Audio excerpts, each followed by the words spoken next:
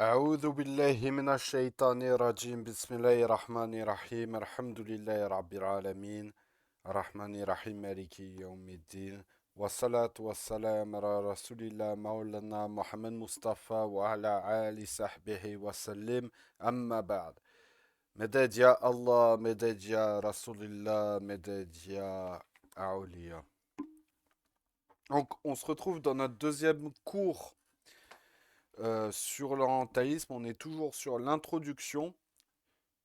Pas l'introduction, mais on va dire le livre sur lequel on se base pour comprendre la, la pensée des orientalistes et comprendre de base la critique qui peut être faite aux orientalistes. Le livre docteur, du docteur Mustafa Sibai, Rahmatullah alayh. Et on continue aujourd'hui sur les mobiles de l'orientalisme. Donc le premier mobile est le mobile religieux. Donc le, le docteur Mustafa Sibai, rahmatullah alayhi, nous dit ceci. Nous avons nul besoin de déduction et d'effort dans la recherche pour nous enquérir du premier mobile de l'orientalisme chez les Occidentaux, qui est le mobile religieux. Il commença avec les moines, comme nous l'avons déjà vu.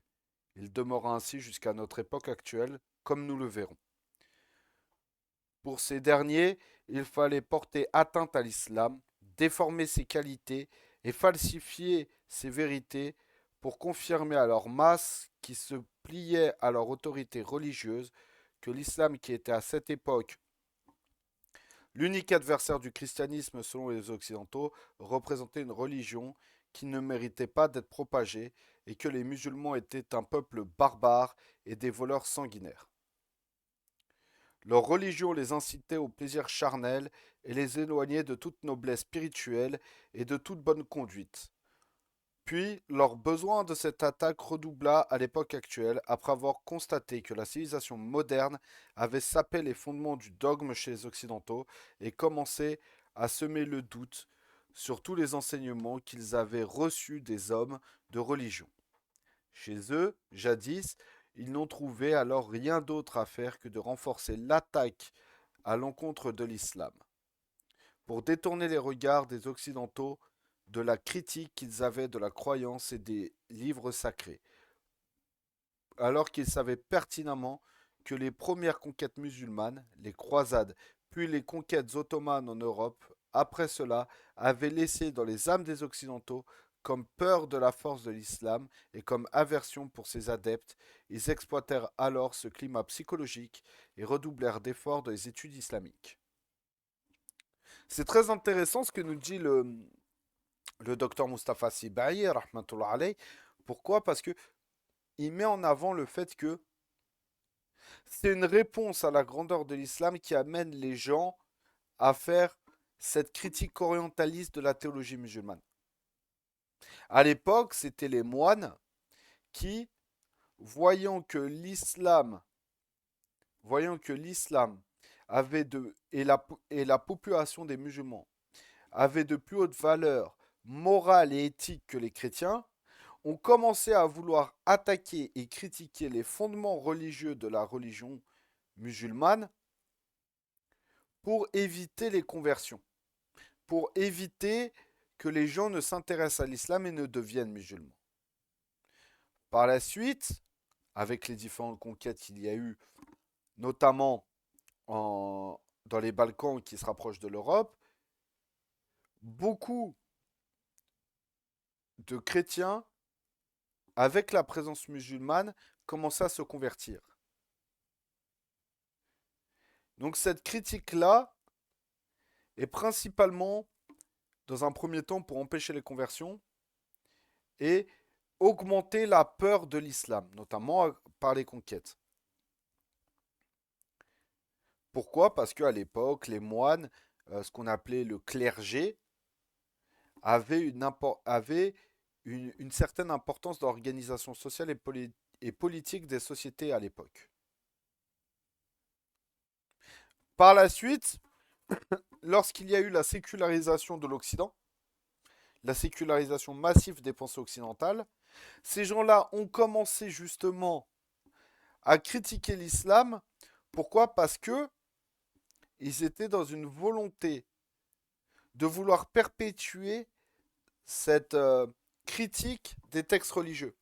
Et qu'après avoir fini de critiquer les fondements et de déchristianiser la population, il fallait maintenant s'attaquer aux populations religieuses extérieures, notamment les musulmans, notamment les musulmans. Donc ça, c'est une des premières formes, on voit bien une des premières formes de propagande orientaliste et une des premières formes euh, j'ai envie de dire, où l'orientalisme pose un danger pour la religion musulmane. Et là, on reste sur l'aspect théologique. Il y a eu le but évangélique. Ils ne perdirent pas de vue dans leurs études scientifiques. Wa alaykoum salam wa rahmatullah. Euh, Ils ne perdirent pas de vue dans leurs études scientifiques alors qu'ils étaient avant tout des hommes de religion. Ils se mirent alors à se donner pour objectif de ternir la réputation de l'islam dans les âmes des pionniers de leur culture parmi les musulmans, dans le but d'introduire la fragilité dans la croyance islamique et semer le doute au sujet de l'héritage de la civilisation islamique et tout ce qui est en rapport avec l'islam en termes de science, de bienséance et d'héritage. Donc c'est très important, alhamdoulilah, qu'on a pu voir dans le cours de ce matin justement l'importance de l'héritage scientifique et de la transmission de l'héritage scientifique chez les musulmans. On voit bien que c'est une des premières choses que les orientalistes, d'un point de vue théologique, ont attaqué. Et quand on parle des buts évangéliques, c'est que qu'on le veuille ou non, l'évangélisme étant une réforme chrétienne qui, qui veut, histoire de manière très simple, saper les fondements chrétiens catholiques et la tradition chrétienne catholique et l'héritage qui a été amené par l'Église catholique ou l'Église orthodoxe, veut imposer une forme d'évangélisation de l'islam. En attaquant quoi? Ses représentants, ses savants et l'héritage qu'ils ont laissé derrière eux. Donc ça, le premier mobile, c'est le mobile religieux, théologique. Le second mobile, c'est le mobile impérialiste. Lorsque les croisades prirent fin avec la défaite des croisés, ce n'était en apparence que des guerres de religion, mais en vérité ces guerres étaient impérialistes. Les Occidentaux n'avaient pas perdu l'espoir de retourner occuper les pays arabes, puis les pays musulmans. Ce qui est bien, c'est que ça nous permet de faire une introduction au prochain cours sur les croisades et la colonisation.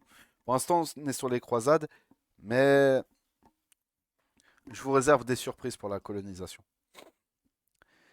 Ils se dirigèrent alors pour cela vers les études de ces pays dans toutes leurs matières ou leurs affaires, comme la croyance, les mœurs, les comportements et les richesses. Et là, on voit justement ce que je disais dans le cours introductif de il y a différentes branches de l'orientalisme. Et notamment, une des branches de l'orientalisme, c'est l'orientalisme par l'anthropologie. Et souvent, l'orientalisme par l'anthropologie, en fait, essaie de comprendre le mode de fonctionnement et des sociétés orientales, et donc ce qui nous intéresse ici dans nos cours, c'est des sociétés musulmanes, dans le but de faciliter derrière la conquête et la colonisation de ces territoires.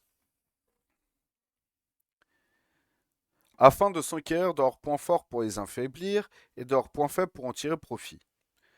Lorsqu'ils achevèrent le contrôle militaire et politique, il y eut parmi les mobiles pour encourager l'orientalisme celui d'affaiblir la résistance spirituelle et morale dans nos forts intérieurs, et propager ainsi la fragilité et la confusion dans notre pensée. Exemple tout bête. Lorsque l'on va demander à certains musulmans de la masse, lorsqu'on les questionne par exemple vis-à-vis de l'image de l'émir Abdelkader al-Jazair, donc l'émir Abdelkader, rahmatullah alayh, beaucoup viennent dire ouais mais lui il n'était pas franc-maçon. Ouais non, nous on le prend pas, il est franc-maçon. Pourquoi? Parce que justement l'orientalisme, faut savoir aussi que l'orientalisme et la franc-maçonnerie vont souvent de pair.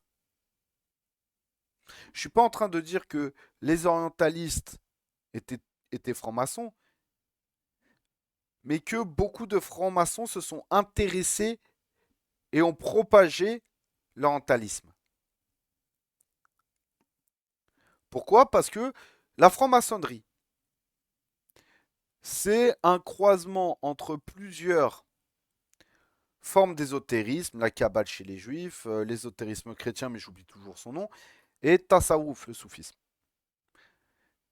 Et en fait, les orientalistes ne voulant, les francs-maçons ne voulant pas se rattacher à une croyance unique, mais à vouloir séculariser l'ésotérisme traditionnel que l'on retrouve dans les religions monothéistes.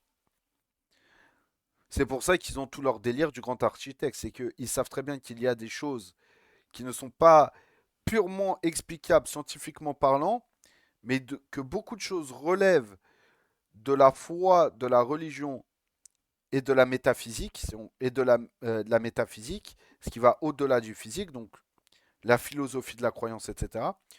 Du coup, ils ont inventé l'image et l'espèce de divinité du grand architecte pour avoir une espèce de divinité laïque.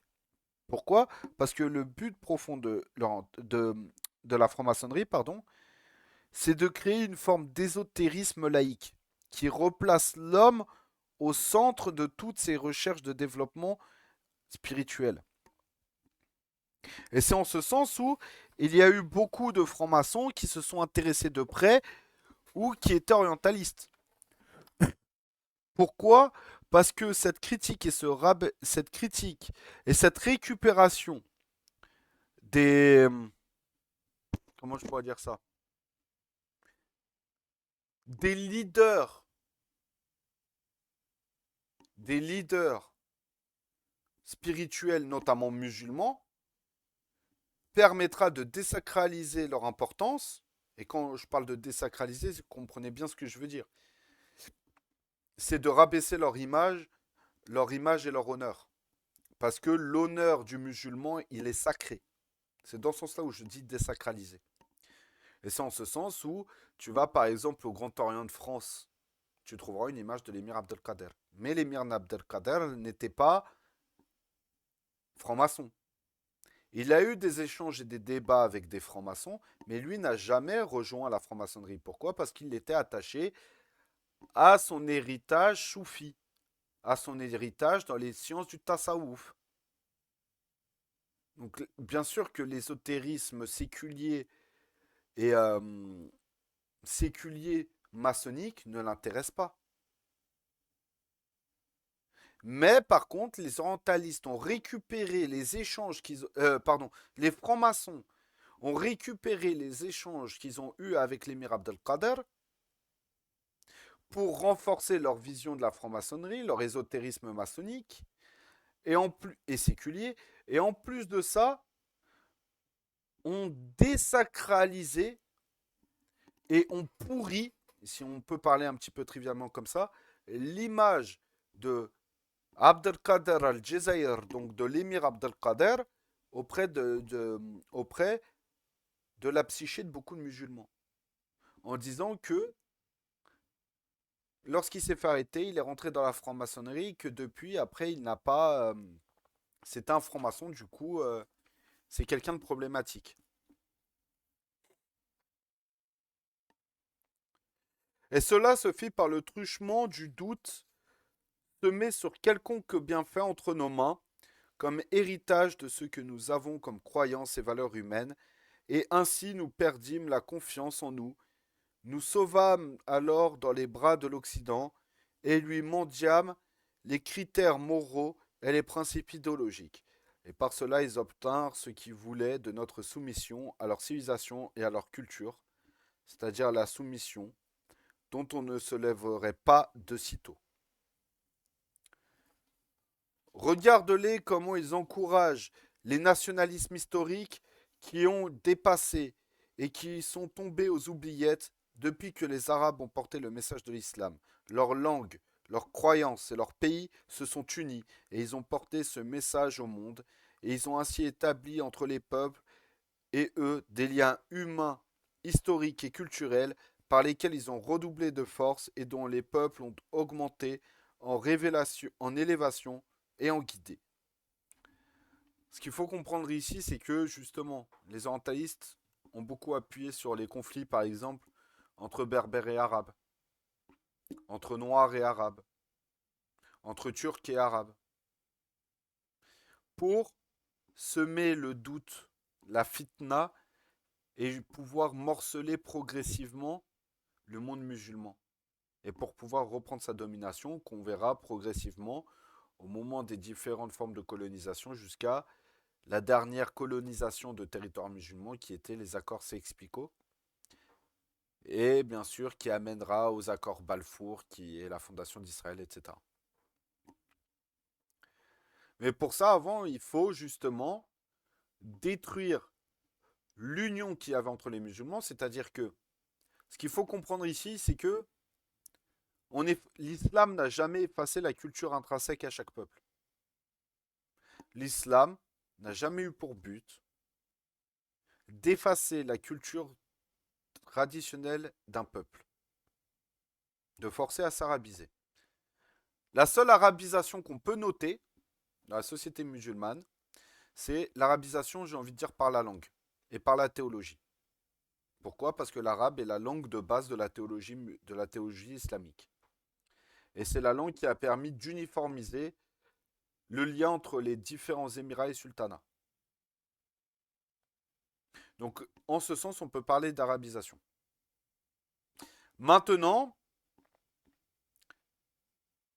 l'islam venait plutôt pour conserver le urf, donc les habitudes de vie, les mœurs de chaque peuple, et par contre de les islamiser d'un point de vue éthique et moral. C'est-à-dire de délaisser le mauvais des peuples et de pousser au stade d'al-ihsan, donc de l'excellence. Donc là, on est dans des questions d'ordre spirituel, chaque peuple.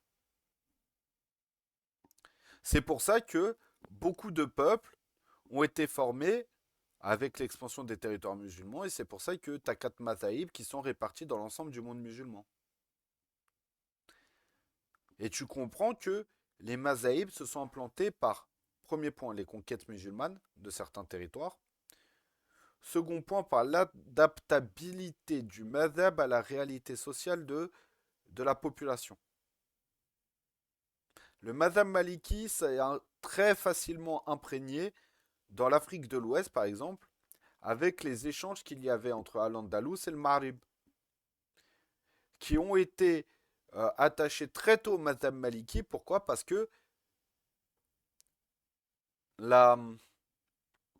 l'importance de l'imam Malik à l'époque était telle que des gens venaient des territoires du Maghrib, donc des territoires maghribi, donc lointains, à Médine pour étudier auprès de l'imam Malik, qui ensuite sont retournés auprès de la population et ont progressivement imposé l'uniformisation de la société occidentale musulmane, donc à l'Andalous à l'époque, le Maghreb et l'Afrique de l'Ouest. Majoritairement, ils ont imposé le mazhab maliki. Pourquoi, pareil, est-ce qu'aux Comores ou en Indonésie, on retrouve beaucoup l'influence du mazhab shafi'i et en Afrique de l'Est? Pourquoi? Parce que le mazhab shafi'i a été transmis par ces populations-là, en fait par les savants yéménis. Pourquoi? Parce que l'imam Malik avait... l'imam Shafi'i, pardon, a eu pendant un temps une influence certaine sur le Yémen, mais également aussi en Égypte. C'est pour ça qu'en Égypte, l'implantation du mazhab Shafi'i est prépondérante. Parce que l'imam Shafi'i a eu des postes au Yémen et en Égypte. Et que les commerçants égyptiens et yéménis, qui avaient énormément de liens avec les Comores, l'Indonésie et l'Afrique de l'Est, ont progressivement ramené en même temps le madhab de l'imam Shafi'i dans ces régions.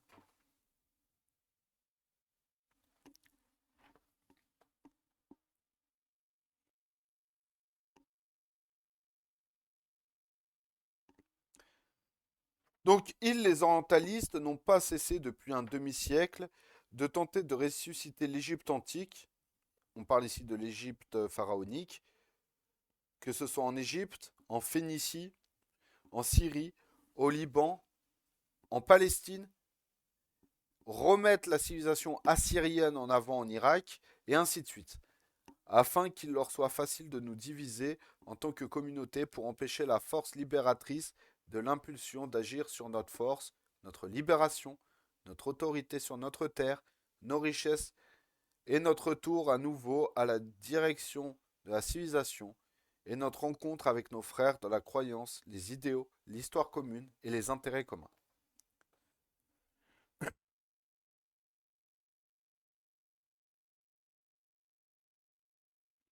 Ce qu'il faut comprendre, c'est que tous les délires que l'on voit euh, chez certains militants et chez certains militants ethnocentristes aujourd'hui, que ce soit certains kémites, que ce soit certains panarabes, certains berbéristes, les kémalistes les kémalistes et pas que, même certains nationalistes turcs, c'est de vouloir en fait revenir, même si beaucoup gardaient un petit peu aussi un attachement à l'islam, bah beaucoup voulaient revenir et remettre en avant les panarabes, c'est quand même autre chose. Mais pour ce qui est des autres, c'est beaucoup voulaient justement remettre en avant le fait que leur population n'est pas uniquement de telle religion, notamment de la religion musulmane. Beaucoup voulaient, même certains, et ça on le retrouve chez certains nationalistes turcs au sens large, pas uniquement les kémalistes de la République de Turquie actuelle, mais quand je parle de turc, c'est vraiment turc dans le sens ethnique au sens large. Chez les kémalistes, pardon, non, les kémites, pardon, même les kémalistes un petit peu, et certains berbéristes, de revenir aux croyances de la Jahiliya, justement pour dire on ne peut pas imposer l'islam comme étant une religion de notre culture. Si certains veulent continuer à être attachés, grand bien leur face, mais on ne peut pas imposer l'islam, et nos croyances traditionnelles sont ça, ça, ça, ça, ça. Et en fait, toute cette propagande et cette mythologie recréée de toutes pièces vient beaucoup des orientalistes.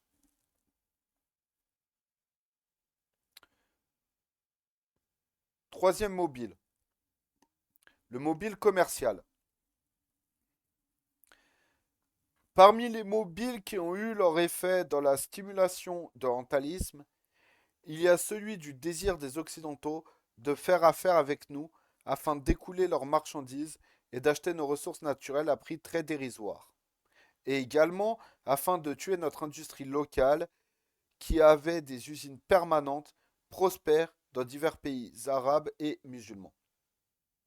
Donc là, on est encore dans une autre forme de colonisation qui est la colonisation économique et l'impérialisme économique. Et ça, c'est encore quelque chose qui perdure aujourd'hui. Et justement, euh, les orientalistes ici, dans l'apparence, on voit pas forcément le lien avec l'orientalisme. Mais quand on revient au fait que l'orientalisme revers différentes branches de la science, de différentes sciences, et notamment les sciences linguistiques, les sciences de la langue, on voit bien ici que les orientalistes, et notamment ceux qui maîtrisent un petit peu la langue arabe, ont fait en sorte de faciliter justement les capitalistes, les dirigeants des grandes firmes, des usines, etc., à justement s'implanter massivement dans les pays arabo-musulmans et musulmans au sens large pour justement imposer une économie occidentale et une vision occidentale de l'économie et du travail et de la production pour derrière imposer leur vision des choses et surtout avoir une hégémonie sur l'économie du monde musulman. C'est en ce sens où, c'est en ce sens où bah, progressivement, ils ont endetté l'Empire ottoman Et c'est par ce biais-là qu'ils ont affaibli l'Empire ottoman et donc que l'Empire ottoman ne pouvait plus derrière soutenir en fait ces territoires qui étaient en train d'être grappillés soit par la colonisation, soit par une influence extérieure qui pousse aux velléités nationalistes.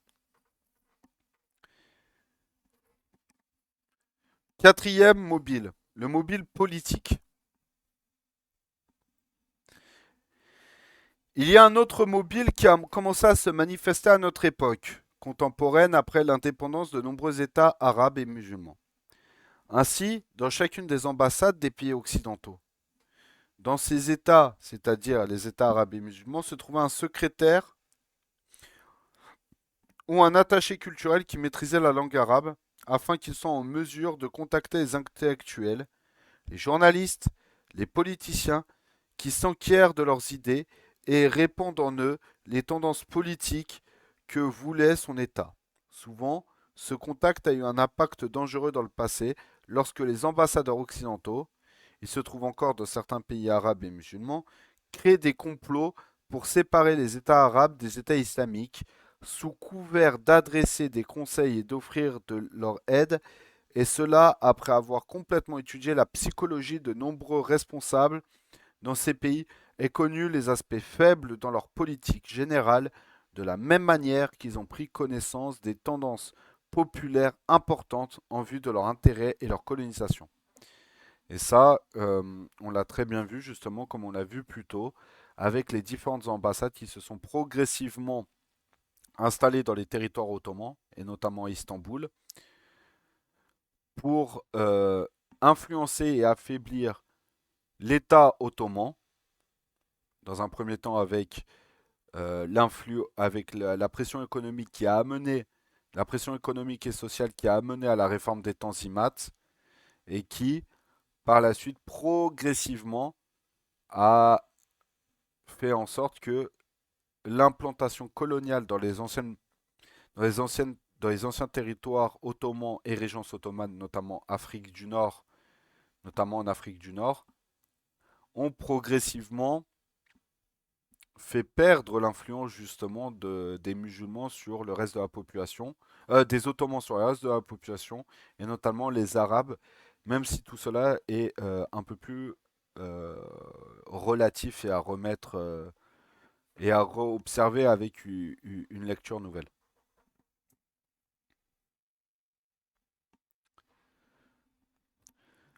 En cinquième point, le mobile scientifique. Parmi les orientalistes, un petit groupe infirme s'est adonné à l'orientalisme pour un mobile qui est l'amour de s'informer sur les civilisations des nations, de leur religion, de leur culture et de leur langue. Et ces derniers se sont moins trompés que les autres dans la compréhension de l'islam et de son héritage. Et ça, on va justement aborder ces questions-là dans la prochaine lecture qui ira beaucoup plus loin dans justement l'argumentaire et la mise en avant de quelques justement personnes qui étaient orientalistes ou influencées par l'orientalisme et qui étaient objectives. Car ils n'avaient pas l'intention de tramer et d'altérer les textes, leurs recherches sont plus proches de la vérité et de la méthodologie pratique saine et de la méthodologie pratique saine que pratique la masse dominante chez les orientalistes. C'est-à-dire ils étaient une minorité. Bien plus, parmi eux, il y en a qui ont été guidés à l'islam et qui ont cru en son message. Je pense par exemple à Étienne Dinet. Étienne Dinet ou comment il s'appelait Euh, Philippe Grenier, René Guénon, etc. Qui étaient des grandes figures de l'époque de l'orientalisme, qui ont commencé leur, qui ont commencé en fait leur rapprochement de l'islam par l'orientalisme. Étienne Dinet, par exemple, était un peintre orientaliste et qui, lui, contrairement à d'autres, ne voulait pas être dans la création du mythe fantasmé du monde musulman, avec les harems comme étant de perpétuelles orgies, les mecs qui coupent des têtes, enfin bref, vous avez compris, mais qui voulait au contraire peindre et retranscrire la réalité quotidienne du monde musulman. Et à force d'être en contact avec le monde musulman et les populations musulmanes, progressivement, il s'est rapproché de l'islam. Étienne Dinet. Euh, Philippe Grenier s'est rapproché de l'islam parce qu'il était médecin, qu'il était également aussi, qu'il a été envoyé pour dans des hospices dans le monde musulman. Et donc c'est pareil, cette analyse un petit peu anthropologique et médicale des populations et le contact avec ces populations l'ont progressivement quitté à l'islam et à la suite il est devenu député. Il est même devenu l'équivalent d'un ministre des colonies, notamment en Afrique du Nord, etc., etc. Et après là on prend que des exemples francophones, mais par exemple en Allemagne il y a Weiss, j'ai oublié son nom, mais il y a Weiss. Euh, Et il y a beaucoup d'exemples comme ça. Mais c'est une infime partie de l'ensemble des orientalistes.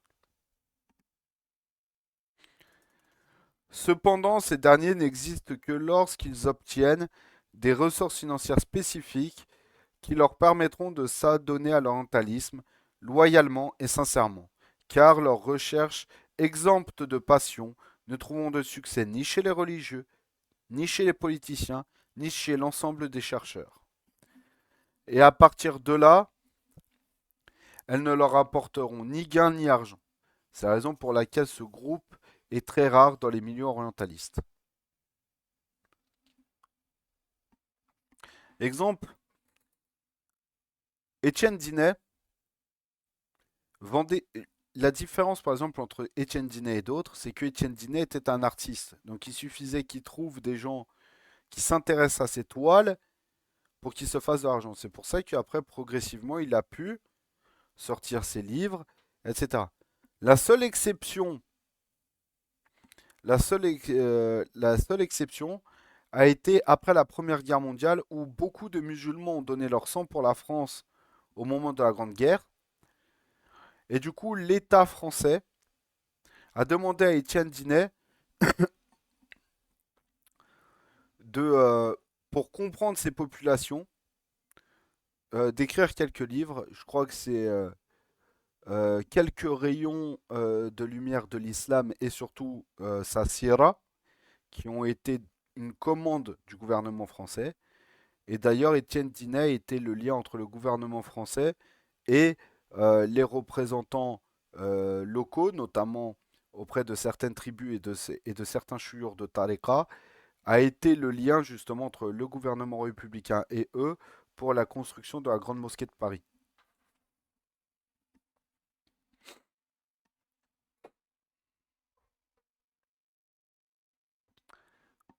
Donc les visées de l'orientalisme et ses moyens. Donc quand on dit les visées, c'est l'objectif final. Quand on parlait avant des mobiles, c'est la volonté. La visée, c'est lorsque tu as la volonté, c'est le but que tu vas atteindre et les moyens mis en place pour atteindre ces buts. Donc les visées des orientalistes dans leur ensemble, parmi les études orientalistes, se divisent en trois parties. La première, la visée scientifique suspecte qui vise à, premier point, semer le doute sur l'authenticité du message du prophète sallallahu alayhi wa sallam et de sa source divine. La plupart d'entre eux nient que le messager soit un prophète inspiré par Allah et ils pataugent dans leur interprétation des aspects de la révélation que les compagnons du prophète sallallahu alayhi wa sallam voyaient parfois que les compagnons du prophète sallallahu alayhi wa sallam voyaient parfois et notamment Aïcha, la mère des croyants d'Allah, la mère des croyants radiyallahu anha, qu'Allah l'agrée. Parmi les orientalistes, il y en a qui attribuent cela à une crise d'épilepsie qui est s'emparer du prophète sallallahu alayhi wa sallam d'un moment à l'autre, et d'autres qui attribuent à des visions qui emplissaient l'esprit du prophète sallallahu alayhi wa sallam, ou d'autres encore qui expliquent comme un trouble psychique, et ainsi de suite. Donc on voit bien par exemple que Ce qui donne aujourd'hui les Munkiri Sunna, les négateurs de la Sunna, les coranistes, si on peut parler, si on peut les définir un petit, de la manière dont la majorité les nomme.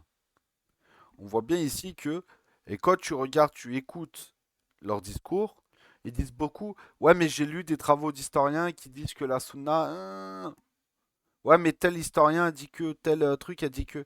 Et en fait, quand tu commences à creuser, tu te rends compte que c'est des orientalistes. Est-ce que cela a un attrait des orientalistes pour le soufisme et l'hérésiologie comme pour les chiites et les Mu'tazili? Euh, Par rapport aux questions de la remise en cause du... Par rapport aux questions de la remise en compte des sources, et notamment de la sunna, qui amène aussi à qui amène aussi une remise en cause du corpus coranique aussi. C'est ça que tu veux viser dans ta question, Abderrahman? Par rapport au fait que les orientalistes peuvent avoir des intentions mauvaises, des guerriers. Sachant que le soufisme en soi, les sciences du tasawwuf en soi, comme n'importe quelle science, sont liées à l'islam. Comme... En fait, parler de soufisme, c'est comme si tu parlais du fiqh. L'hérésiologie, c'est une branche de la Aqidah.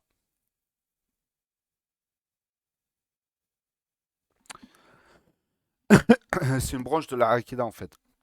Quand je dis c'est une branche de la Aqidah, euh, c'est dans le sens où, tout comme tu vas étudier les Asma wa Sifat, tu vas étudier ce qui te fait sortir justement de la croyance traditionnelle d'Ahlus Sunnah wal Jama'a. C'est ça l'hérésiologie. Une fois que tu as posé les bases de qu'est-ce qui définit la croyance traditionnelle d'Ahlus Sunnah wal Jama'a, selon une des trois écoles qui est reconnue traditionnellement parlant, tout ce qui va à l'encontre de cette méthodologie-là rentre dans le cadre de ce qu'on appelle l'hérésiologie. Mais en fait, non, c'est que réellement, les orientalistes au sens large ne veulent, ils ne prennent pas plus au sérieux un Mortazili, un chiite ou un sunni ou un coraniste. Cette catégorie d'orientalistes. Eux, tout simplement,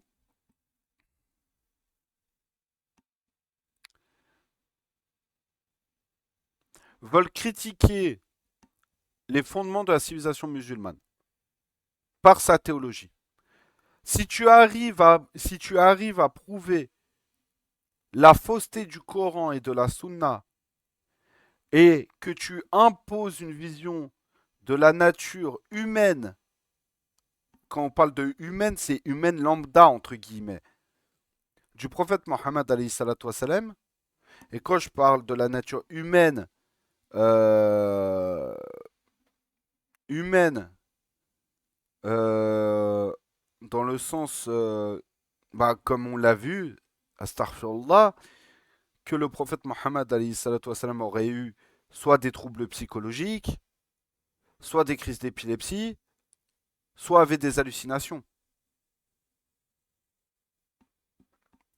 Ra- Ramener le prophète Mohammed alayhi salatu wassalam à sa nature d'homme avec la possibilité que justement sa révélation, euh, la religion musulmane soit construite sur des problèmes et des troubles de santé d'un homme, ça remet, ceux qui croient à ça, ça remet en cause tout justement l'héritage civilisationnel qu'il y a derrière. Puisque l'héritage civilisationnel islamique se base sur une loi et un corpus légal qui est basé sur une révélation.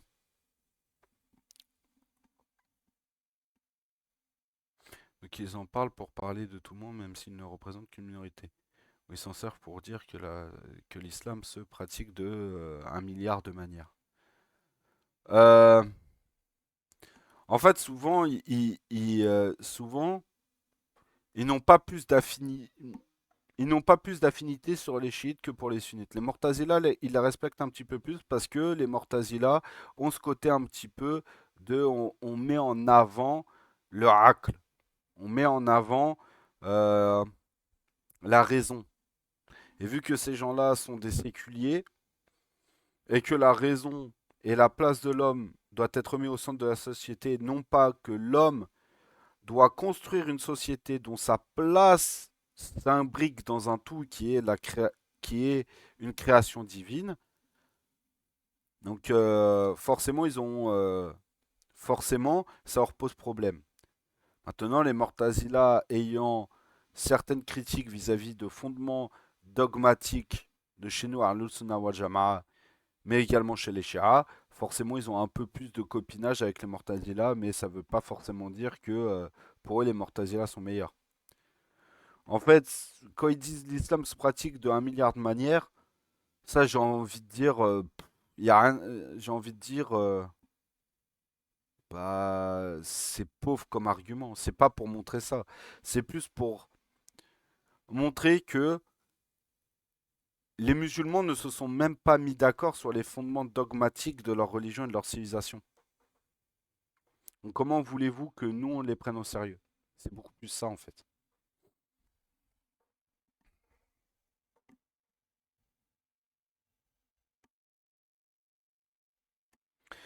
Donc là, c'est réponse. Comme si Allah Jalla Jalaluhu n'avait pas envoyé de prophète avant lui, au point où l'explication du phénomène de la révélation leur fut compliquée.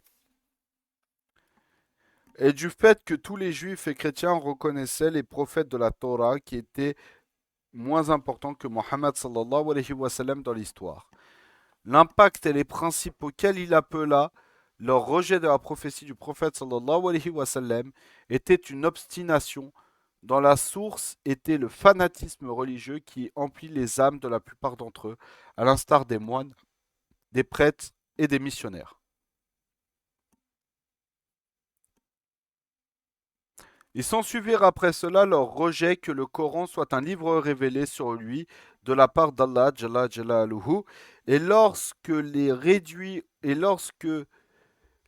au silence ce qui y a apporté comme vérité historique sur les nations passées et dont il est impossible que cela émane d'un analphabète comme le prophète Mohammed alayhi salatu wassalam, la position d'analphabète elle est relative. Il y a divergence en fait sur la question est-ce que réellement le prophète Mohammed alayhi salatu wassalam était analphabète au sens qu'on l'entend aujourd'hui. Ils prétendirent ce que les polythéistes de l'époque anté-islamique ont prétendu du temps du messager, à savoir qu'il puisa ces informations de personnes qui l'en avaient informé et il s'enlise à ce sujet de façon étrange. Lorsque les réduit également au silence ce qui est apporté dans le Coran comme vérité scientifique, qui n'étaient pas connues et qui n'ont été découvertes qu'à cette époque-ci, c'est-à-dire l'époque contemporaine, ils attribuent cela à l'intelligence du prophète sallallahu alayhi wa sallam et s'en prêtent encore d'une façon plus étrange que les fois précédentes. C'est-à-dire que à chaque fois qu'ils voulaient faire une critique en fait de la révélation, que ce soit le Coran ou la Sunna, tous les arguments critiques qu'ils émettaient pour rabaisser la nature de révélation et la nature de prophétie et le statut de prophétie du prophète Mohammed, à chaque fois, il se tire une balle dans le pied puisque tu avais un contre-argument derrière, qui souvent était assez batos.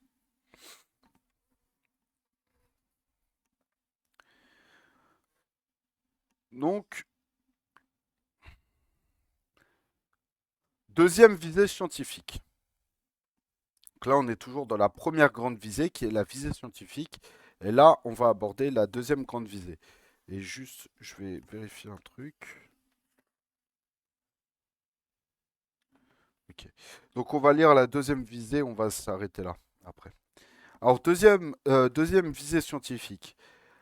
Après leur rejet de la prophétie du messager et du Coran comme livre céleste qui s'en suivit, leur rejet de l'islam comme religion d'Allah, euh, mais plutôt qu'il avait été fabriqué de toutes pièces, selon eux à partir de deux religions, le judaïsme et le christianisme.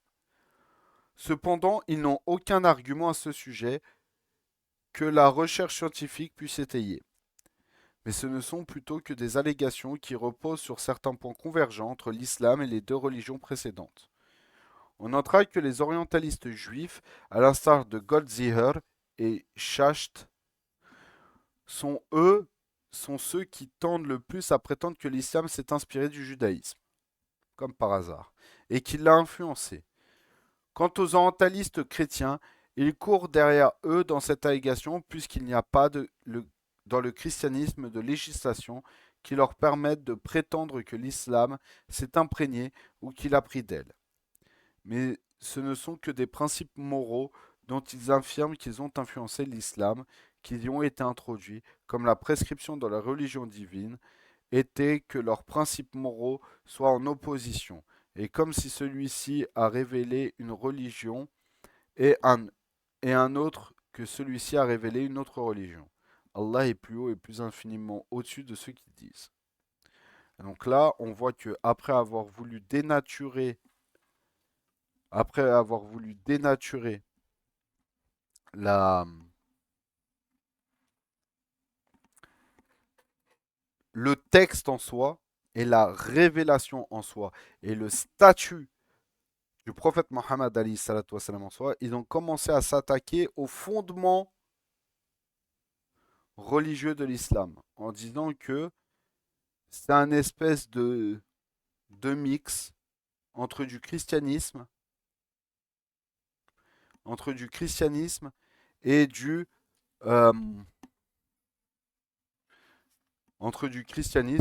du judaïsme. Alors juste, je vais regarder s'il est long ou pas. Ok.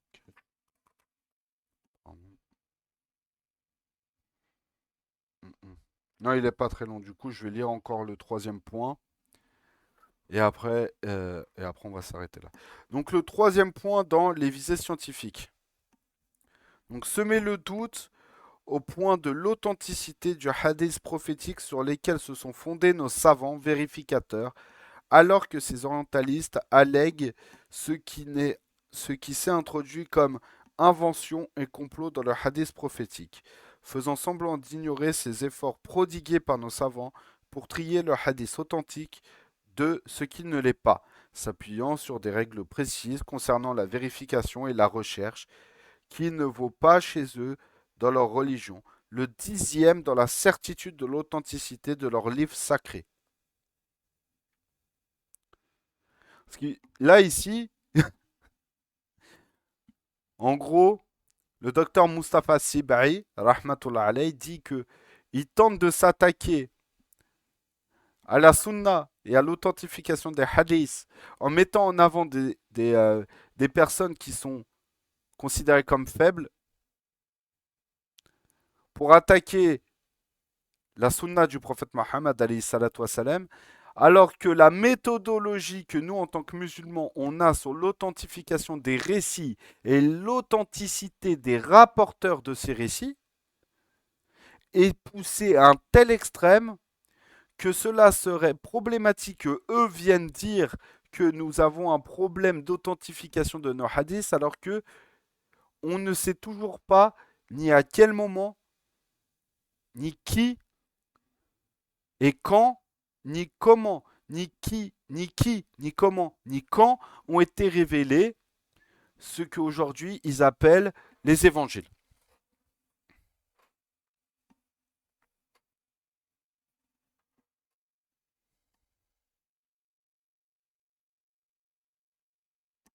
J'ai ainsi débattu scientifiquement avec eux à ce sujet dans mon livre La Sunna et son rang dans la législation islamique, qui est apparu récemment. Ce qui les poussa à se livrer à cette outrance dans leurs allégations, c'est ce qu'ils ont vu dans le hadith prophétique qu'ils ont adopté, nos savants, qu'ont adopté nos savants comme richesse intellectuelle et législative stupéfiante, alors qu'ils ne croient pas en la prophétie du messager, sallallahu alayhi wa sallam. Ils ont alors prétendu qu'il est inconcevable qu'il émane entièrement de Mohammed, l'analphabète, sallallahu alayhi wa sallam. Encore une fois, pour rabaisser justement le statut du prophète Mohammed alayhi salatu wa sallam et de désacraliser le statut du prophète Mohammed alayhi salatu wa sallam. mais que c'était plutôt une œuvre des musulmans durant les 3 premiers siècles. Le nœud psychologique chez eux est qu'ils ne croient pas en la prophétie du messager, et à partir de ce nœud émanent tous les pataugeages et les idées fausses. Donc, on voit bien ici, et le docteur Mustapha Sib'i, rahmatullah alayh, amène le point principal de la problématique des orientalistes. C'est que les orientalistes ont un problème avec le statut de prophète du messager d'Allah sallallahu alayhi wa sallam. Pourquoi? Parce que qu'on le veuille ou non, dans leur psyché collective, ils ont cette vision chrétienne de rabaissement de l'islam. Même si aujourd'hui ils se disent séculiers plus et au-dessus des religions. Malgré cela, ils ont quand même cette psyché de critique de l'islam par la vision chrétienne, même si c'est une vision qui est séculière aujourd'hui. Et donc le fait de rabaisser le statut du prophète Mohammed leur permet justement de pouvoir attaquer tout le texte derrière. Sauf que, de un, on a une réelle méthodologie d'authentification de nos sources. De deux, je connais c'est qui ces gens-là, très simplement. De trois, ne venez pas commencer à discuter avec nous du statut du prophète Mohammed alayhi salatu wassalam. Pourquoi? Parce que vous allez très vite comprendre que lorsque vous vous retrouvez face à des savants qui maîtrisent l'ensemble des sources, vous allez très vite comprendre, et même c'est des sources aussi qui sont amenées, où il y a des réelles études qui sont faites dessus, sur justement l'annonce de la prophétie du prophète Mohammed par les sources juives et chrétiennes. Sauf que le problème, il est où? Il est que les orientalistes étant déjà eux-mêmes critiques et rabaissent déjà les sources juives et chrétiennes, même s'ils le font moins qu'avec l'islam, cela pose un problème. Pourquoi? Parce que ça reviendra à remettre complètement en cause l'ensemble en fait des 3 religions. Et donc là, ils se retrouveraient seuls et isolés face aux 3 religions. Donc, Abderrahman, vu que tu es là, Abderrahman, est-ce que... donc là, on a fini la lecture pour aujourd'hui. Est-ce que tu as des questions ou quoi que ce soit? Et tu peux ouvrir ton micro, vu que là, on a fini la lecture.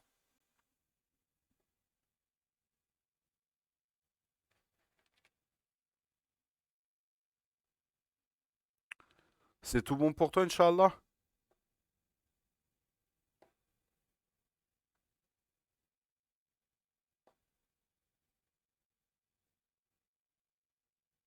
Oh, bah, ouais, c'est pas grave, tranquille, prends ton temps. C'est pas grave, t'as le temps de toute façon. Bon,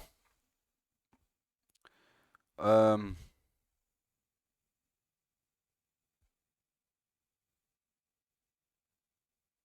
comment je pourrais dire ça? Bon, bah, je pense qu'on va s'arrêter là. سبحانك اللهم وبحمدك أشهد أن لا إله إلا أنت أستغفر الله وأتوب إليك بسم الله الرحمن الرحيم والعصر إن الإنسان لفي خسر إلا الذين آمنوا وعملوا الصالحات وتواصوا بالحق وتواصوا بالصبر اللهم صل على سيدنا محمد عدد ما في علم الله صلاة دائمة بدوام ملك الله سبحان ربك بعزة ما يصفون وسلام على المرسلين والحمد لله رب العالمين الفاتحة